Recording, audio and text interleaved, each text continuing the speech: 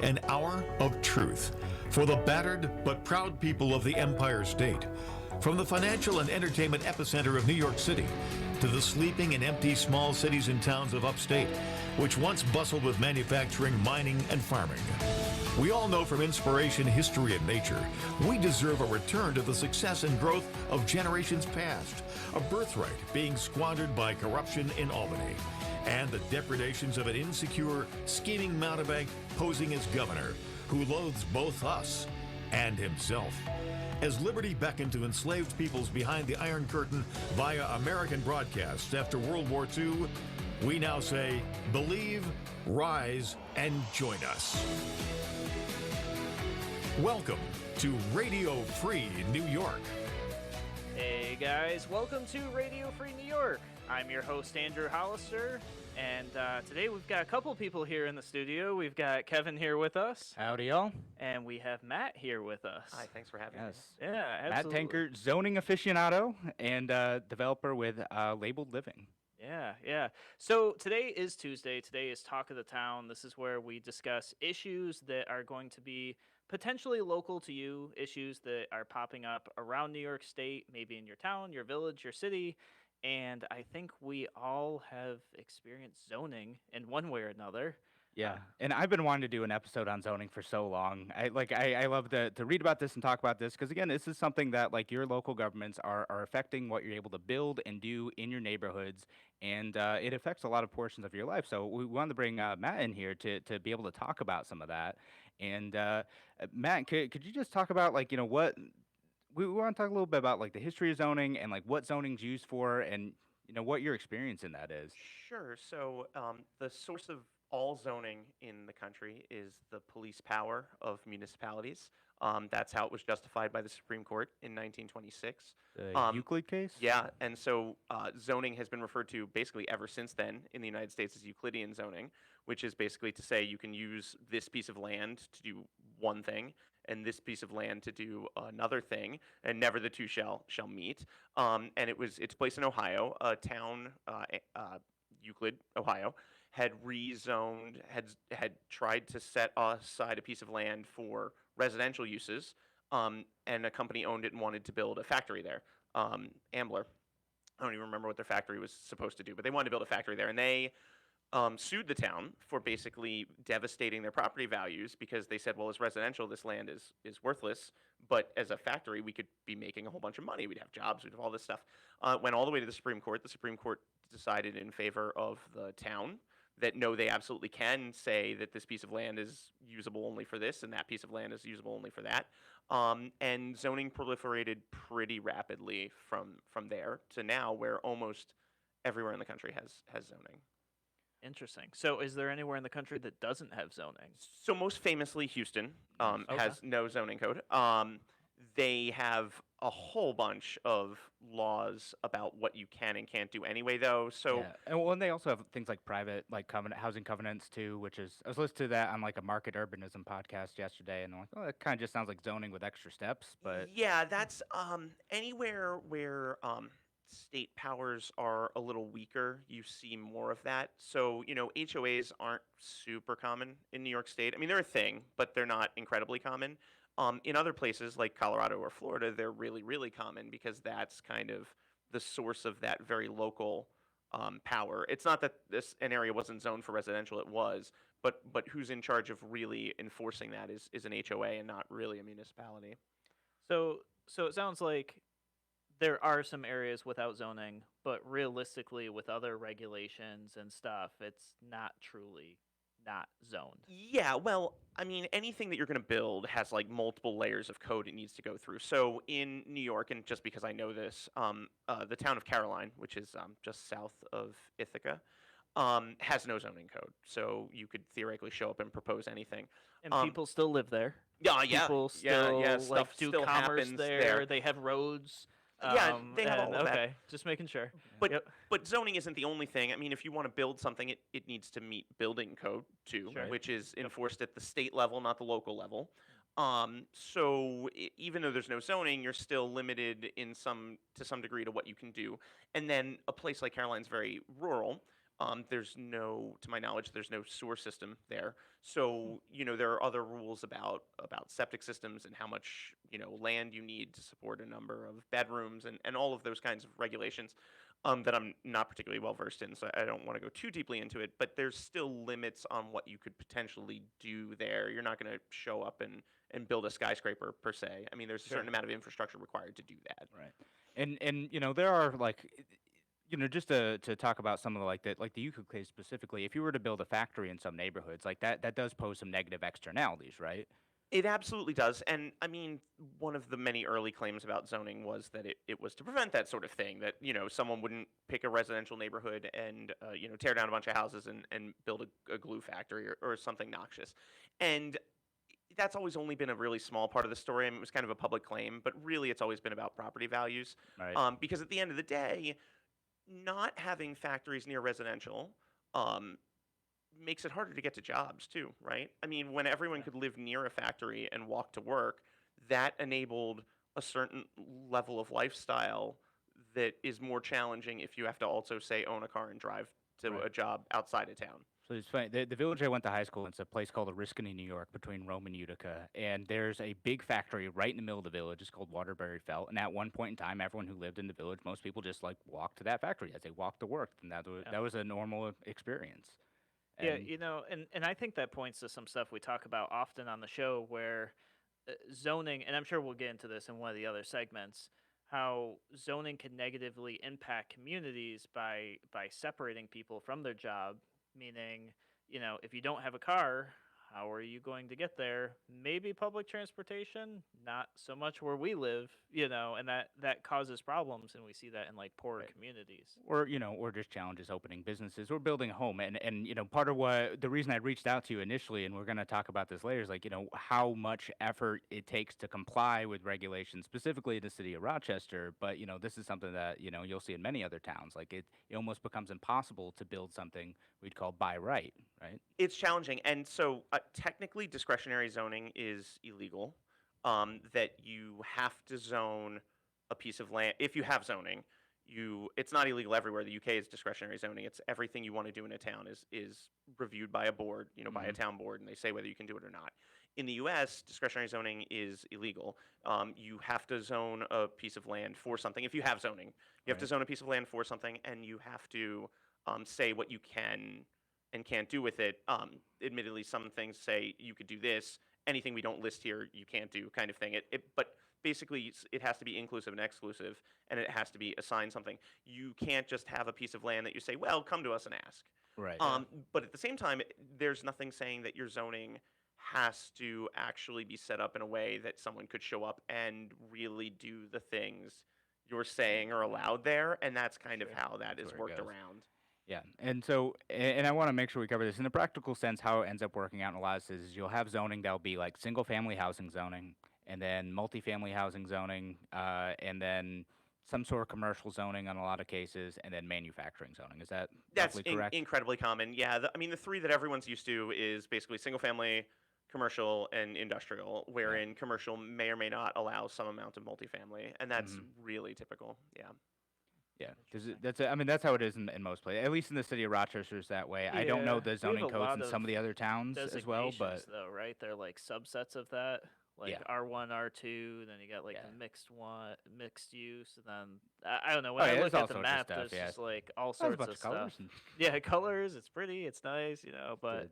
yeah, represents a lot of barriers, I think. Yeah, no, absolutely. And I mean, yeah. So you work in this space, and yeah, I'm sure that's poses some interesting challenges. Wherever you're building is trying to figure out like what's the proper use for this space, in addition to some of the additional requirements that you have to comply with. Yeah. So as a small developer, one of the things I'm trying to navigate is how to comply with zoning code, how to come up with a project that is of right and what's allowed. Because even if it might be more profitable to say build 8 units, there's also the overhead of doing all of the zoning and dealing with design changes and neighborhood asks and all of that. And so, um, if you're doing a 100-unit building, you can budget in a couple of years worth of going through zoning and things, and that's part of the reason that drives that's part of what drives costs of new housing. Yeah. It's a non-zero number, and it's different everywhere. In some places, it's significantly higher than in others. But as someone who's trying to do smaller projects, there's not really that kind of wiggle room, and so yeah, a lot of stuff is won in the design phase of figuring out what can be done, how to hit that, and moving forward as quickly as possible, being nimble, I guess. Being nimble, yeah. All right, yeah. So we're gonna take our first break of the hour. When we come back, we're gonna be talking about more zoning, and Matt, we're gonna talk about what type of development you do, and Sure. then you can give us Yeah. some examples about some of the zoning you're going through, especially a year or more to get through zoning. That sounds awful. We're gonna talk about that and more when we come back on Radio Free New York.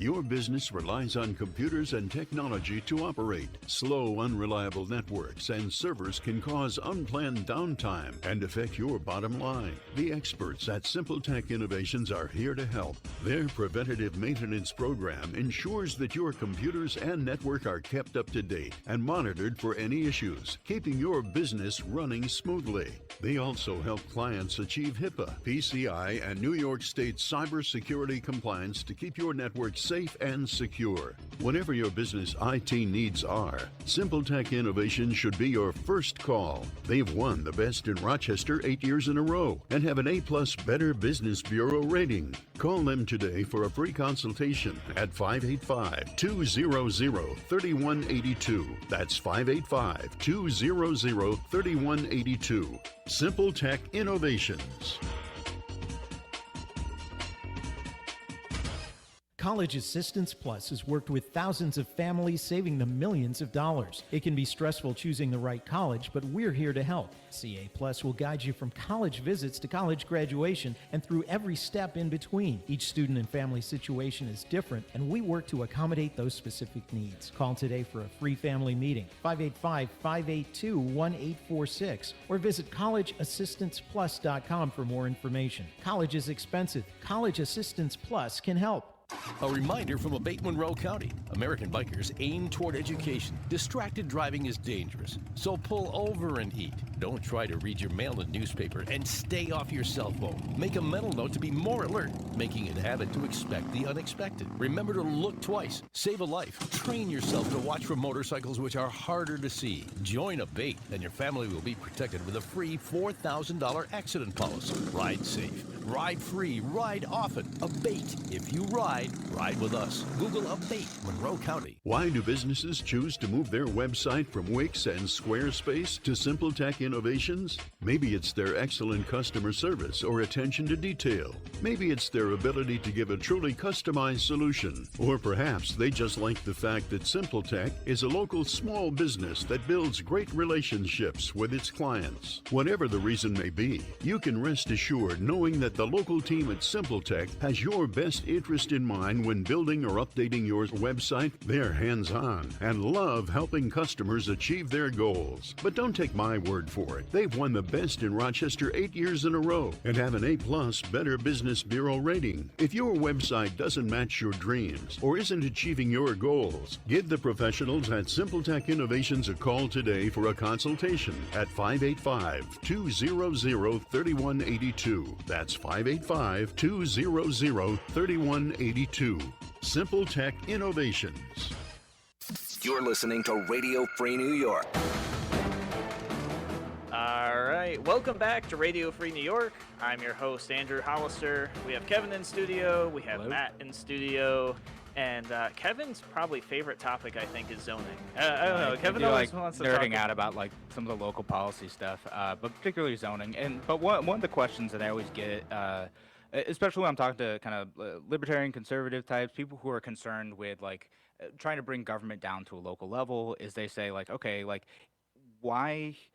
What is the conflict between individual property rights, like what should I be able to do with my land, and then how much a local government should be able to set the rules for what individuals can do with the land that they own? And then you get other situations like what's going on in the state of California, where they are, I don't know if they did they prohibit single family zoning in California? They haven't, but But they had the bill to Washington do that. State Yeah. did, I believe, and, and the city of there's a bill in Minnesota Virginia has. too. Yeah, Yeah. and in And Minnesota. and there's other state type zoning, right? You could look at the ban on fracking as a type of zoning ban as well in New York State. Well, a ban on some Some individual type activity, of right? use on your property. Right. Yeah, So, absolutely. but like we'll keep the zoning. Sure. Extend it too much to fracking today. But I want to hear your thoughts on that. Like specifically these states and other places that are banning single family zoning and what that means of individual rights versus local control and what your thoughts are on that.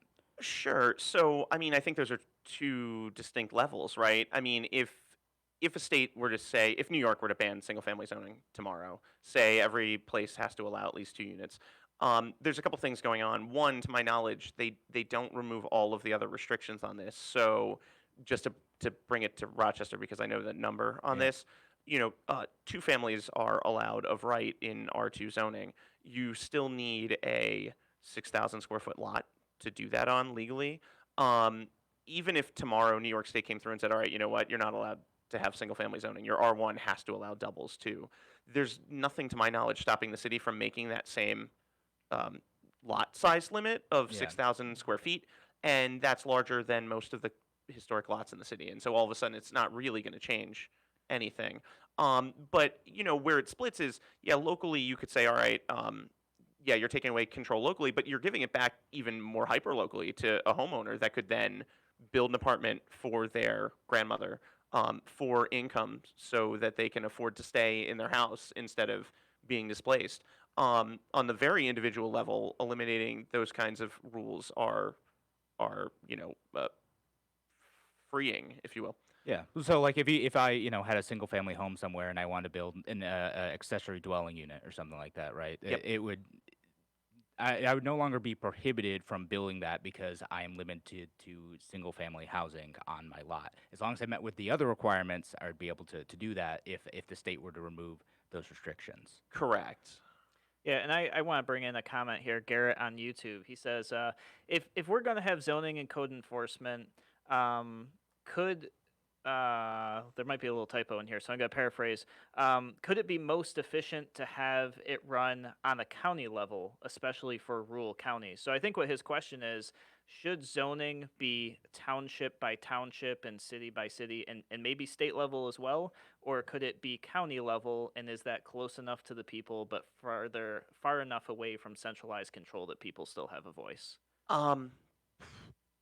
I've not really thought about that, but I also am not sure it would be workable. Counties are maybe too varied for it to work, right? Okay. I mean, if you look at the single family zoning in Brighton or Rondequoit, it is wildly different than the single family zoning in the city of Rochester, and probably for good reason. And so I don't know, for the same reason that county-wide school districts doesn't really seem to have caught on.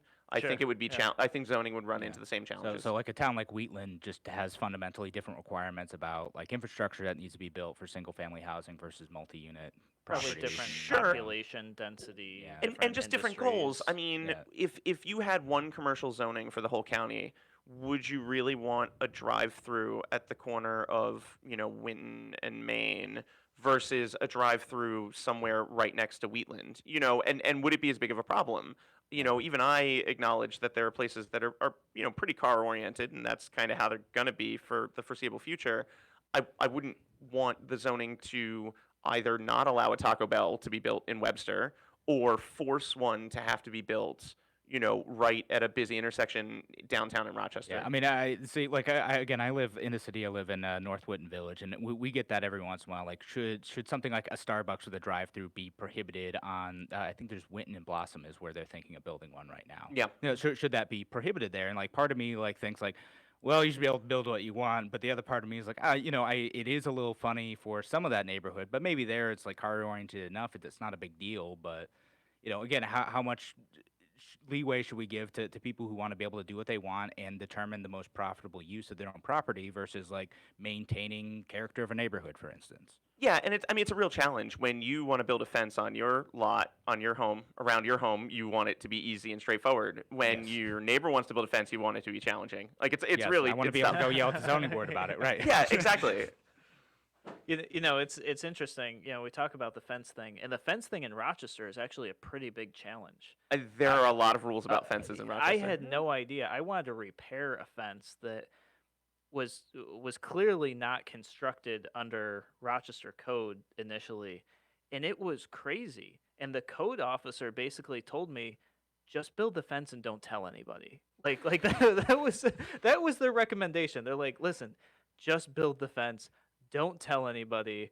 And the contractors, and they showed up, they're like, oh yeah, like nobody does this in the city. Like nobody actually follows the code because it's just too ridiculous. Ask forgiveness, not permission type Yeah, of yeah. I mean, when I hear stuff like that, I think like, okay, like our code is fundamentally broken then. Like Yep. if it's not going to be functional where you get a lot of non-compliance, then, at that point, it's like, well, what's the purpose of the rule other than to like punish people who get too noisy or something? Yeah, and it's just kind of weird. I'm sure somebody had a reason for it, but it's like your fence can't be beyond the furthest back part of your home.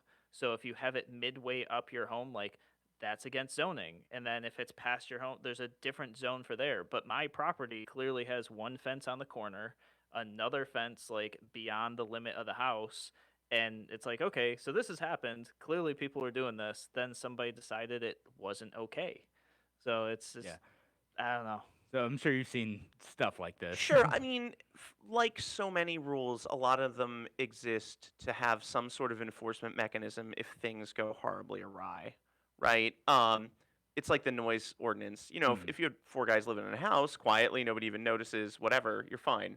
If you have 4 guys throwing parties all the time, that's what the noise ordinance is for. If you build a very attractive, if somewhat illegal fence, probably no one's going to say anything. It's not a big deal. Chain link fences are not allowed anywhere in the city. You need permission to put one in. Wait, You have really? to go get a variance. Yeah. Oh, for aesthetic purposes. I live next to a park. The city built a chain link fence. Of course, they may or may not have pursued a variance to do that. Do as I say, not as I do. But here's the Kevin. thing: you throw up a barbed wire fence on your front yard because hey, stay off my lawn. Now all of a sudden your neighbors have a mechanism by which to. Listen, to if do I want to something build a about it. gun turret on my front lawn, like why can't I? Why couldn't you? Well, it's interesting though. Like, and you bring up a barbed wire fence. That could have been their intent for the chain link fences, but if it wasn't defined properly, somebody could make the argument that the barbed wire fence is okay, but maybe the chain link fence isn't. It's always possible to make such an argument. I mean, honestly, your gun turret would have to go in the backyard because accessory uses are only allowed completely in a rear yard. But once it's there, I know. it might not even have a height limit. I mean, you can build a windmill as tall as you want in your backyard. There's not a height limit on them. Yeah, really. Oh, I had no idea. Yeah. Man, I want to build a windmill now. All right. Let's do it. Go for it. Yeah. And it's for the environment. So Yeah, no, it's great. Yeah. A good windmill. I get some chickens. Yep. Which I know Rochester's actually pretty good about getting chickens too, which is a They weird are. thing. And in other places, you need a variance to get chickens, like in Irondequoit. Yeah, it's But- weird though. I think that the chief of police has to sign off on your chickens or something like that. It's Yeah. like there's some weird little arbitrary like, why are the police involved with my chickens? I don't get it.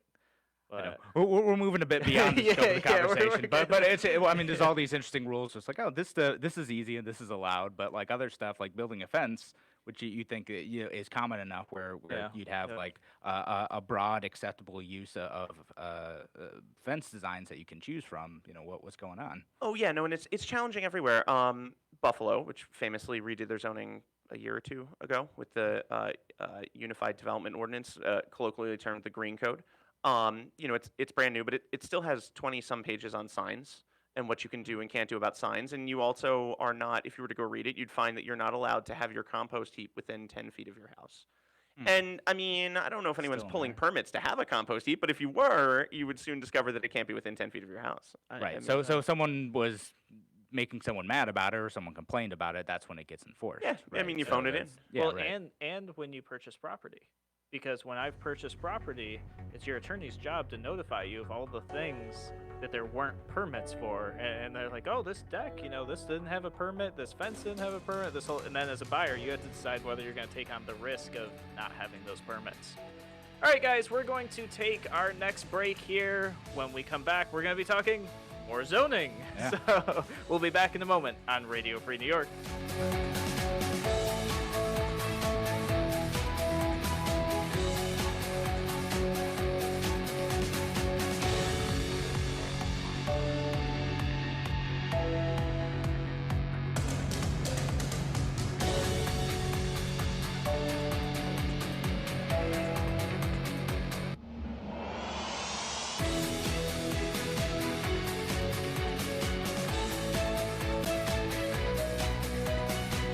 Now, more than twice the power.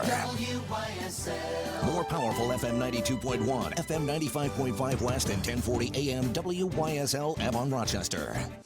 Here's the latest forecast from the News 10 NBC Weather Center. Today we'll be sitting under mostly cloudy skies with scattered showers mainly this afternoon. Temperatures today in the mid to upper 40s. We stay mostly cloudy tonight into tomorrow and starting off the day with temperatures in the lower 30s. A passing shower or two can be expected.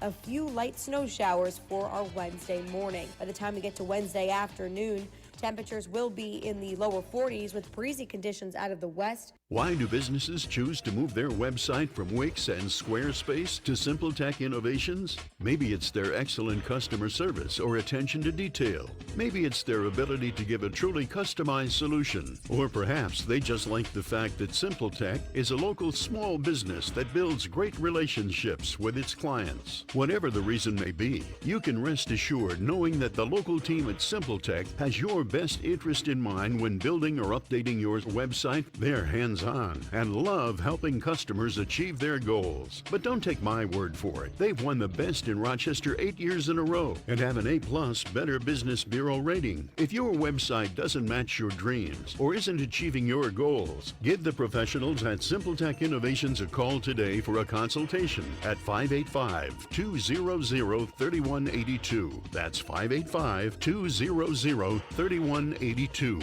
SimpleTech Innovations. This is Dom Genova, owner of Genesee Valley Chrysler Dodge Jeep and Genesee Valley Ford in Avon, your no-nonsense car dealer. Looking for a good used car? You know what's typical. Lots of hype in the ads, car lots with tons of cars you have to pick through like produce from yesterday's flea market, no guarantee of quality, and commission salespeople trying to make you pay more. But it doesn't have to be that way. At Genesee Valley, we're your no-nonsense used car dealer too. We take pride in our used cars and trucks just the same as our new. You never have to pick over lesser quality cars and trucks because we won't offer them. And what's more important, our non-commissioned salespeople will help you get into the right vehicle for you at the right payment for your family. Genesee Valley Chrysler Dodge Jeep and Genesee Valley Ford, your no-nonsense used car dealer. Genesee Valley. Exit 10, Route 390 in Avon. GeneseeValley.com. For 58 years, it's been the late winter break, the early sign of spring that brings a smile to the face of every member of the family. Folks all over the Northeast wouldn't miss it. A visit to Cartwright's Maple Tree Inn, nestled in the forest outside Angelica, New York. If you haven't discovered this special destination, you don't know what you're missing. The Maple Tree Inn specializes in one thing only: buckwheat pancakes served family style, topped with the Cartwright family's signature maple syrup from thousands of taps in the Maple Grove right outside the restaurant. Eggs as you like them, maple milkshakes, and the Cartwright's own seasoned sausage are great accompaniments. The rustic setting and the scenic trip to the Maple Tree Inn are all part of the fun. Find out why families regularly make the trek from Rochester, Buffalo, all over the southern tier, even Canada, Germany, and Japan, just to experience this special treat. Cartwright's Maple Tree Inn, only open February 11th to April 11th. 585-567-8181. Get more information and driving directions at cartwrightsmapletreeinn.com. Open Door is a great place because it helps you with your whole self. It's not just about the addiction. For me, it's been just getting in touch with that little boy who never really grew up. I don't feel like I have to save him anymore. I can just let him live. I don't have to be afraid. And I can't think of anywhere else I would want to be to do that. It's safe, it's challenging, but it works. Go to opendoormission.com. Come home to calm, quiet, and beautiful Woodgate Apartments and Townhomes in Spencerport. Just minutes from downtown Rochester. Choose from 1 or 2 bedroom apartments or 2 or 3 bedroom 2-floor townhomes in an historic canal village featuring nearby restaurants and shopping.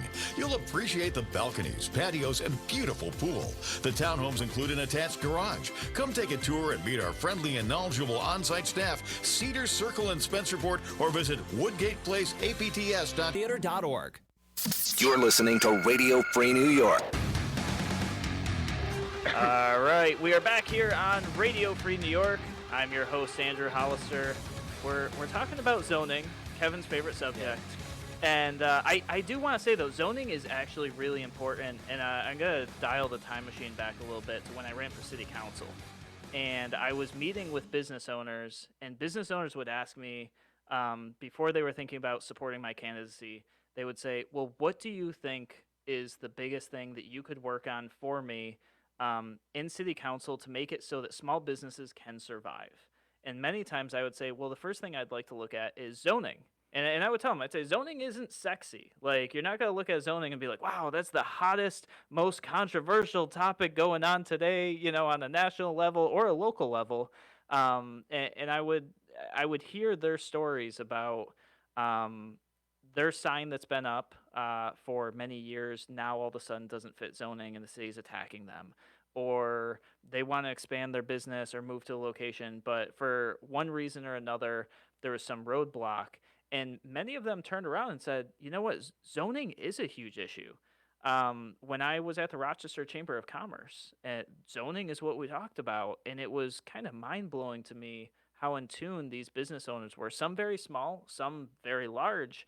And they said they really felt that zoning, the way it's done in the city of Rochester, now I can't speak outside of Rochester, but they said it was a pretty big deal for them. And that it slowed things out.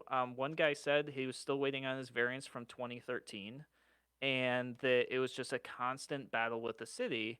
And you had mentioned earlier in the show, you had said it could add a year or two to your development process. Oh, at least. I mean, any of the big projects you see going up around town, any of the Mark IV apartment buildings, anything like that, have a planning process that runs a year or two before they ever stick a shovel in the ground, and all of it working through city processes, everything from site plan review to the zoning, you know, any variances that they need, to just general compliance with stuff. Yes, that it takes a long time. It's not super different outside of the city either, though. I mean, if you look at a new subdivision in Henrietta or something, there's a pretty long planning phase by which stuff goes through. I mean, think about the Chick-fil-A that they've been trying to build for over a year now on Jefferson Road.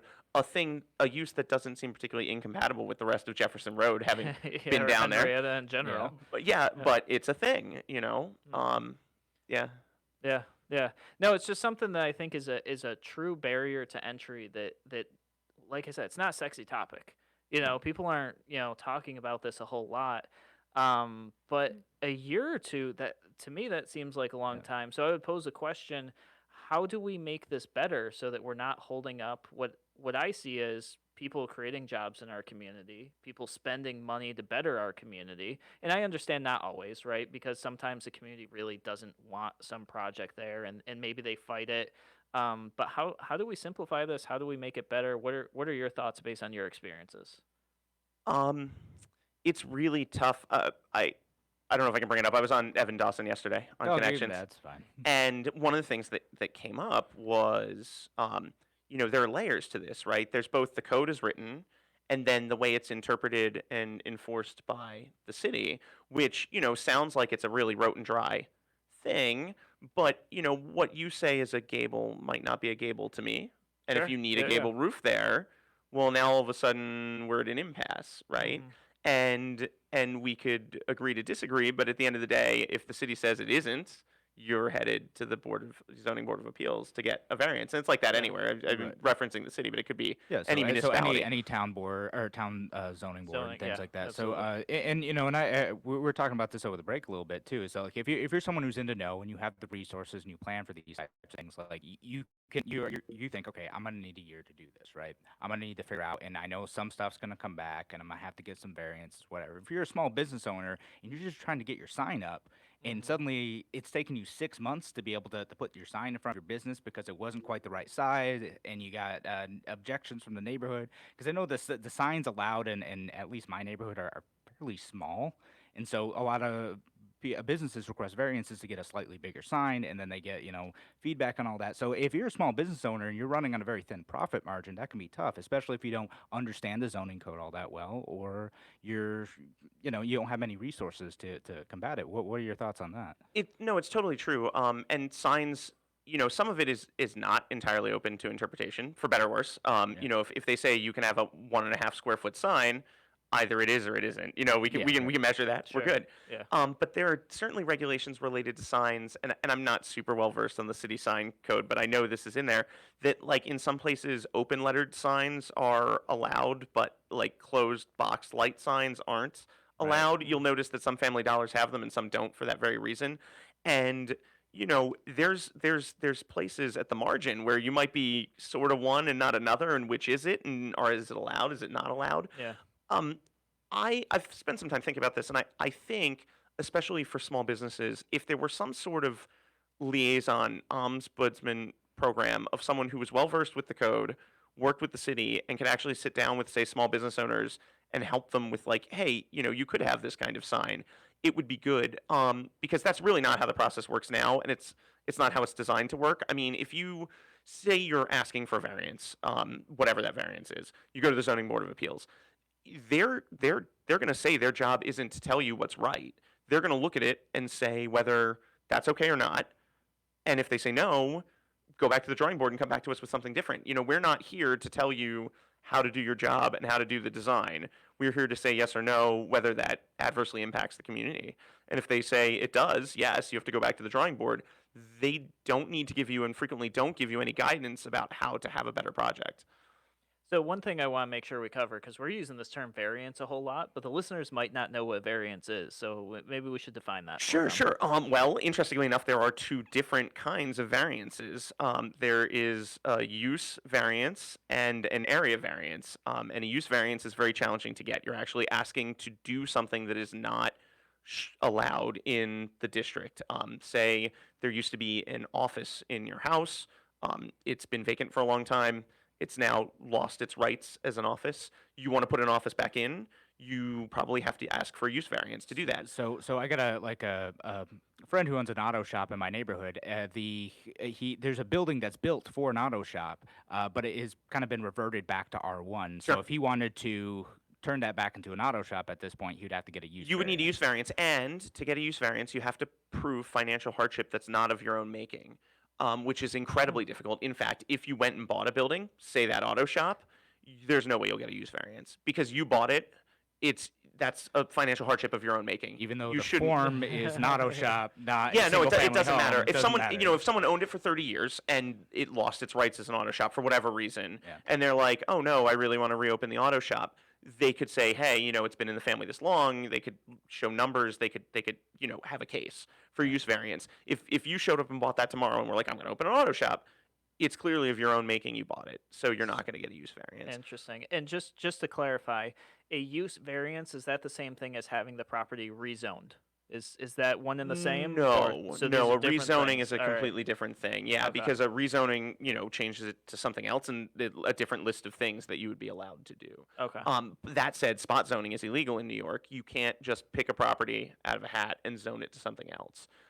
That's not allowed. So I can't pick a house in your neighborhood, buy it, go to the city and say, actually, could you zone this C3? I want to build a new Toys R Us here. We're coming back. You wouldn't be allowed to do that. Okay. All right. Interesting. So What's the other type of? An area variance is the other type. And the only thing you need to prove with an area variance is that you're not adversely impacting the community. So, for example, if your lot is 40 feet wide and you want to build a 26-foot wide house, theoretically you're supposed to have 5 foot and a 10-foot side yard. The side yards have to be 15 feet minimum, with one of them at least 10 feet, which is to get the driveway past the house to the backyard. That's the reason for that regulation. But if you had a 26-foot wide house that you wanted to build on a 40-foot lot, you only have 14 feet. You would be asking for an area variance to do that, and all you need to do is prove that it's not going to destroy, you know, your neighbor's lifestyle by doing that. Which, I mean, isn't necessarily easy because your neighbor's going to show up and say it is going to destroy their house and property values. values. Those meetings, I've seen it. But at the same time, you know, you can probably make a pretty good case. Huh, interesting. Neither of my houses in the city have any space for a driveway going to the back, but they were maybe built before that was a thing, or maybe they got variance to allow that to happen. I mean, don't know. you know, the requirements for that are newer than the city's original zoning. But I mean, not a lot of the. So I think something like 2/3 of the city's housing is older than 1975 or something, right? But at the end of the day, most of it is newer than 1900. There's not a lot of, you know, pre-1900 housing in the city. Half of all households in Rochester already owned a car by 1920. having a driveway was a thing already by then. Although at the same time, there were still Okay. plenty of things built without it. I mean, even now, a driveway costs you $3,000 to $7,000, especially if you need a new curb cut. Mhm. Yeah, If that you're trying makes to build a sense. $100,000 house, that's a huge difference. From Sure. 100,000 to 107 in Yeah. in a neighborhood, that's a big difference. So, I mean, if you could build without a driveway, that would move the needle. Yeah, some. yeah, absolutely. All right, guys, we're going to take our last break of the hour. We're talking about zoning. We're going to keep talking about zoning. Now we know what variances are, which is pretty important, I think. We'll be back in a moment on Radio Free New York.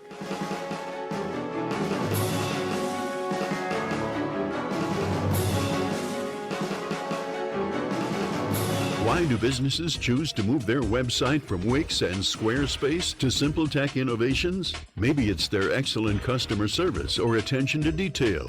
Maybe it's their ability to give a truly customized solution. Or perhaps they just like the fact that SimpleTech is a local small business that builds great relationships with its clients. Whatever the reason may be, you can rest assured knowing that the local team at SimpleTech has your best interest in mind when building or updating your website. They're hands-on and love helping customers achieve their goals. But don't take my word for it. They've won the best in Rochester 8 years in a row and have an A+ Better Business Bureau rating. If your website doesn't match your dreams or isn't achieving your goals, give the professionals at SimpleTech Innovations a call today for a consultation at 585-200-3182. That's 585-200-3182. SimpleTech Innovations. Aircraft Environmental Systems proudly supports Radio Free New York. Rochester-based leaders in climate simulation chambers for America's R&D laboratories. We're experts in troubleshooting, calibrations, custom designs, and consulting for more than 40 years. Industry pioneers, we created the first ever fleet of temperature, humidity, and altitude test chambers available to rent coast to coast. Trained and trusted by environmental chamber manufacturers, we are ACES. Find us at acesinc.com. Human trafficking is when someone is being forced, tricked, or coerced to engage in a sex trade or forced labor. If you're a kid and forced to sell sex, drugs, or work against your will, that's trafficking. You're not a criminal, and there is help available. Call the National Human Trafficking Hotline at 888-373-7888 or text Be Free. Sponsored by the Livingston County Safe Harbors Human Trafficking Task Force. Your business relies on computers and technology to operate. Slow, unreliable networks and servers can cause unplanned downtime and affect your bottom line. The experts at SimpleTech Innovations are here to help. Their preventative maintenance program ensures that your computers and network are kept up to date and monitored for any issues, keeping your business running smoothly. They also help clients achieve HIPAA, PCI, and New York State cybersecurity compliance to keep your network safe and secure. Whatever your business IT needs are, SimpleTech Innovations should be your first call. They've won the best in Rochester 8 years in a row and have an A+ Better Business Bureau rating. Call them today for a free consultation at 585-200-3182. That's 585-200-3182. SimpleTech Innovations. Radio Free New York. All right, welcome back to Radio Free New York. I'm your host, Andrew Hollister. We've got Matt here in studio with us. Matt, what's your organization again? Labeled Living. Labeled Living, and we've got Kevin here as well. We're talking about zoning, Kevin's favorite topic, and it sounds like we got some comments here on the live Yeah, stream. we do have a few. Garrett, you had mentioned, that he says, my rural town is zoning against free-range chickens, not consistently enforced, turning into Chicken Gate. That sounds Chicken exciting. Gate. Yeah, All Garrett, right. you'll have to mention what town you're from. I'm curious. And Sean Phelan says that I feel that you should be able to do what you want with your own property. However, the city would have the burden of identifying an issue that is unsafe or detrimental to the area. So, Yeah, I like that. I mean, you guys know I'm generally in the camp of like, government, leave me alone as long as I'm not hurting or harming anybody else and like not bothering my neighbors to the point where I'm infringing on their peace and quiet, their property values, that sort of thing. That's where I hang out. Well, that's one of those things. And it's allegedly what zoning is supposed to be for. It's to make sure that you don't get bothered with your peace and quiet. But Not sure if where my fence is on my own property does that or not. You're But to your point, disturbing it your could be- neighbors, yeah, Andrew. by disturbing my neighbors by keeping them out. Yes, Like, yeah, exactly. They want absolutely. to be in your backyard. Yep, for sure. Yeah. But we were talking with breaks. I want to get to some of the rural zoning issues that we were talking about over the break too, and then maybe some of the solutions, like how Yeah, how can we absolutely. move forward with zoning. So we're mentioning some of the rural zoning issues, like there's all these like farm cideries and farm breweries popping up, but a lot of these places are zoned agricultural or sometimes other things that's not an allowed use for the area, but Or it is an allowed use, and part of the area was zoned agricultural with the assumption nothing would ever happen there, which I think is the situation in Webster, Penfield. There's this proposal for an industrial lettuce farm. Oh, right, yeah, up in Webster. That's the It's thing. like up on Salt Road or something. Yeah, too, I think right? it is. Yeah, Plank and Salt, maybe it's out that direction. In any event, a lot of that was zoned agricultural with the assumption it would stay open land. But agriculture isn't just the really great Saturday Night Live skit about apple picking in Western New York that happened a few That's months a great ago, one. right? It is growing lettuce in a large building, and that's maybe not appealing to some people, but it was zone agricultural. Another thing that we run into in places is like I said, with the relaxing of laws about farm brewing, farm breweries, local brewing in New York State and having to use ingredients here. Where does being a farm end and being a brew pub begin? Right. If you just serve beer that you brewed on site from your own hops, is that okay? What if you have a cheese plate? And I know a number of rural communities are dealing with that too. That this is going to create traffic into their town. Right. Do So that's you what want people say. that? This is traffic. There's more people in the area. Are there going to be any other negative externalities? Yeah, what if they here? all And get then- drunk and Yeah, right. And run around and- tipping like cows? That would be Wait, wait, terrible. wait. No, you could do that. I just want to understand, traffic and commerce in your town is a bad thing. Yeah, well, a lot of people are like, I'm just wondering here, like the thing that drives jobs. Let me make the right? argument here. Yeah, Okay. wait, it's like if you're in a subdivision, you're out in Webster, you're out in Penfield, Sure. you're trying to be away from people, and you bought this house and you think it has value because it is away from people. Now suddenly there are people here and they're bothering you. So what right do you have to not be bothered by having more people around because there's a new business open in your area? I don't know. Buy more property, I guess. I'm not. I'm not sure. I mean, move. realistically, you can't control what happens to your neighbors, like what's happening with your neighbors, right? And assuming they're not doing something truly detrimental to you or your property, like having garbage everywhere and your property value is plummeting, or being really loud and obnoxious and you can't sleep, things that infringe on your daily activity. I don't know, a few blocks away there being a pizza shop or something like that, or a farm brewery. Do you have the right to tell people that they can't use their property that way? I'm leaning towards no My here. inclination is no, but I want to hear what you think. Yeah.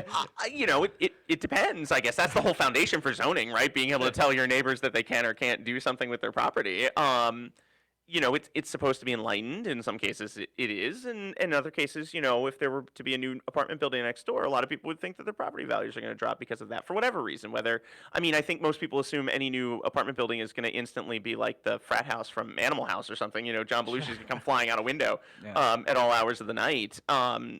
It's not typically there's like that, definitely but a perception issue. Yeah, Like, absolutely. and we see that all over the city. People I've seen very that. opposed And you to get that in towns too. Towns are like, oh well, we want to be building an apartment on like this main boulevard here, and people are like, no, that's too big of an apartment, or it's going to bring in the wrong type of people, or whatever. All sorts of objections to that. And some of that isn't mathematically insane, if only because, say you bought $1 million house, there's no reason to think an apartment building would actually lower the value of your house. I mean, people think that, but it really shouldn't. But at the end of the day, if your house is on one piece of land, and it's $1 million house, and you built 10 apartments next door, theoretically they could be $100,000 each. Well, someone who could afford a $100,000 apartment probably is also still reasonably well-heeled and stuff. But, if you look at somewhere like Brighton that recently made a developer build some McMansions instead of a bunch of small homes, small homes might not pay enough taxes to support the school district or be perceived to do that. And maybe someone who can only afford a $200,000 smaller house isn't the new neighbor that we want someone who can only afford an $800,000 house. And you see this a lot out west, where it's homeowners associations and things like that, where all of the houses here are $800,000. We don't want it to be more affordable. We want a certain group of people in them.